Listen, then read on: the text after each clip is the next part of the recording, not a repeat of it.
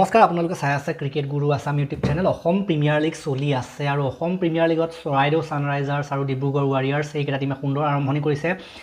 Back to back জয় তেওঁলোকৰ ফালৰ পৰা আমি দেখিবলৈ পাইছোঁ।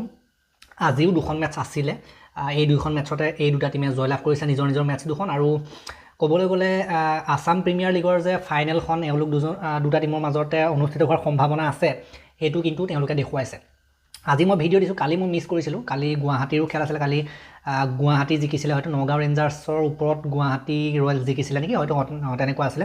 কালি দুখন খেল গ'ল, কালি দুখন খেল মই ভিডিঅ' দিবলৈ নহ'লে, টাইমিংটো অলপ খেলি মেলি হৈছে। দুখন খেল এখন দিনৰ 2 বজাৰ পৰা হয়, এখন আকৌ 7 বজাৰ পৰা হয়। IPLৰ সময়ে বাৰু টাইমিংটো IPLৰ যেনেকুৱা সময় 7 বজা 8 বজাৰ পৰা অনুষ্ঠিত হয় তাত তেনেকুৱাই হয়। কিন্তু কালি হয়তো কিবা এটা কাৰণত মই ভিডিঅ' দিব নোৱাৰিলোঁ, কিন্তু আজি এইকেইখন খেলৰ ওপৰত মই ফ'কাছ কৰিছোঁ। গতিকে আজি যদি চাই দুখন খেল হৈছিলে, প্ৰথমখন খেল আপোনালোকে দেখিবলৈ পাইছিলে চৰাইদেউ ছানৰাইজাৰ্ছ আৰু তেজপুৰ টাইটেন্সৰ মাজত, য'ত নেকি চৰাইদেউ ছানৰাইজাৰ্ছ তেওঁলোকে আকৌ এবাৰ জয়লাভ কৰিবলৈ সক্ষম হয় এই খেলখনত। তেওঁলোকৰ যদি আমি কথা ক'বলৈ যাওঁ, তেজপুৰ টাইটেন্স তেওঁলোকৰ টিমটো বেয়া হৈছে, পাৰফৰ্মেঞ্চ একেবাৰে বেয়া হৈছে। তেওঁলোকে বেক টু বেক কিন্তু হাৰিছে, প্ৰথমখনত হাৰিছিলে আৰু ছেকেণ্ডখনতো তেওঁলোক হৰা আমি দেখিবলৈ পাইছোঁ। চৰাইদেউৰ লগত তেওঁলোক হাৰিলে, ডিব্ৰুগড়ৰ লগতো তেওঁলোক হাৰিছিলে। গতিকে এইখন খেল যদি চাই, তেওঁলোকে 128 ৰান কৰিছিলে প্ৰথম বেটিং কৰি 9টা উইকেটৰ লোকচানত 20 অভাৰত। ৱাছিম হক 27, দিৱস হাজৰিকা 1, ৰোচন তপ্ন 18, নিবিৰ ডেকা 21, অভিজিত ৰয় 17, ডেনিছ আহমেদ 20, ধৰণী ৰাভা 3, আয়ুষ্মান মালাকাৰ 0, অভিনৱ চৌধুৰী 1, প্ৰাচুৰ্য কটকী তেওঁ 10 ৰান কৰা আমি দেখিবলৈ পালোঁ। দেন আবিৰ চক্ৰৱৰ্তী তেওঁ 2 ৰান কৰিলে। বাকী উইকেটৰ কথা ক'বলৈ গ'লে বলিং ভাল হ'ল, চৰাইদেউ বলিং ভাল, চৰাইদেউ কিন্তু বলিং টপ ক্লাছ হৈছে। ইয়াৰ প্ৰথমখন মেচত আমি দেখিবলৈ পাইছিলোঁ টপ ক্লাছ বলিং তেওঁলোকৰ ফালৰ পৰা।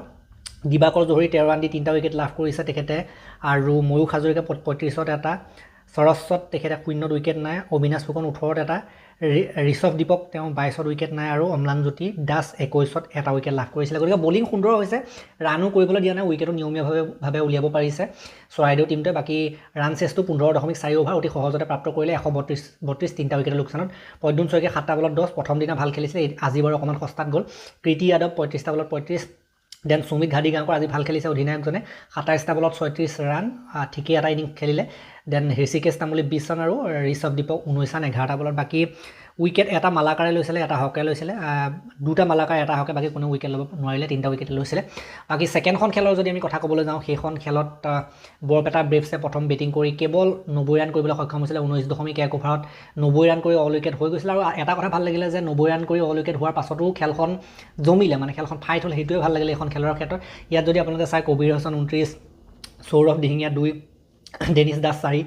ডেনিছ দাসে যিমানটো পইচা পাইছিলে ইমানটো কাম কৰিব পৰা নাই, প্ৰথমখন খেলতো সস্তাত গৈছে।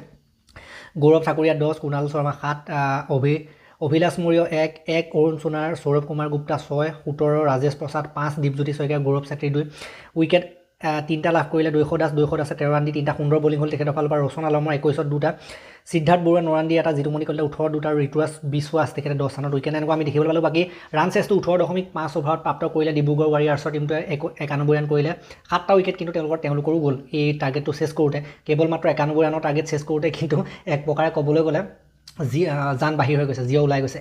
ৰণিত আখটাৰ 0, পাৰভেজ মুছাৰাফ 0, পাৰভেজে প্ৰথমখনত ভাল খেলিছে, এখনত 0ত গ'ল। দিৱেশ পাঠক 41টা বলত 32 ৰান, দিৱেশ পাঠকে সেয়া ৰান যিহেতুকে বেছি নাছিলে, এনেকৈ খেলিলে একো সমস্যা নাই। ঋতুৰাজ বিশ্বাস 25টা বলত 16, চাহিল জৈন 16টা বলত 20, আয়ুষ আগ্ৰৱাল 9টা বলত 8, জিতুমণি কলিতা 2টা বলত 2, ৰোচন আলম 8টা বলত 8, আৰু সিদ্ধাৰ্থ বৰুৱা 2টা বলত 1। বাকী উইকেট 4টা উইকেট সৌৰভ কুমাৰ গুপ্তা অলপ কামবেক কৰাইছিলে, কিন্তু পাছৰ কেইজনে তেনেকৈ বিশেষ উইকেট ল'ব নোৱাৰিলে। ৰাজেশ প্ৰসাদে 17ত এটা, কুণাল শৰ্মা 8 ৰানত উইকেট নাই, অভিলাষ মৌৰ্য 14ত উইকেট নাই, অৰুণ সোণাৰ 16ত উইকেট নাই, আৰু দীপজ্যোতি শইকীয়া 17ত 2টা উইকেট দখল কৰা আমি দেখিবলৈ পাইছিলোঁ। গতিকে বলিং এওঁলোকৰ ফালৰ পৰা ভাল হৈছিলে, কিন্তু সেইটোৱে আচল কামবেকটো কৰাবগৈ নোৱাৰিলে আৰু কিন্তু ইমানখিনি ৰানতো খেল জমিছে। কিন্তু কালি আমি দেখিবলৈ পাইছিলোঁ যিকেইখন খেল হ'ল তাত এখন খেল এটা উইকেটত জিকিছে, এখন খেল 1 ৰানত জিকিছে, মানে আচৰিত খেল আছিলে। কালি মই ভাল দিনটোতে কভাৰ নকৰিলোঁ খেলকেইখন, কিন্তু আজি মই অলপ আলোচনা কৰি দিলোঁ।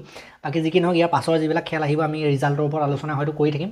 ছাপোৰ্টটো কেনেকুৱা হয় সেইটোও চাব লাগিব, ভিডিঅ'বিলাকত কেনেকুৱা ভিউ আহে কি আহে তাৰ ওপৰতো এটা কথা ভাবিহে আমি ভিডিঅ' দিম। বহুত কথা থাকে, টাইম এনাৰ্জিৰ কথা থাকে ন। বাকী ইণ্ডিয়ান টিমৰো খেল আহিব এতিয়া, সেইবিলাকৰ ওপৰতো আলোচনা কৰিব লাগিব, বেলেগ টপিকৰ ওপৰতো আলোচনা কৰিব লাগিব। বাকী যি কি নহওক, এই ভিডিঅ'টো মই ইমানটা সমাপ্ত কৰিলোঁ। ভাল লাগিলে যদি লাইক কৰিব, শ্বেয়াৰ কৰিব, চেনেলটোলৈ নতুনকৈ আহিছে যদি ছাবস্ক্ৰাইব কৰি ঘণ্টাত দবাই থৈ যাব নাপাহৰিব, হাইপ দিব। তেতিয়ালৈকে আৰু এটা নতুন ভিডিঅ' লৈ প্ৰতিশ্ৰুতি মই বিদায় মাগিছোঁ। ধন্যবাদ।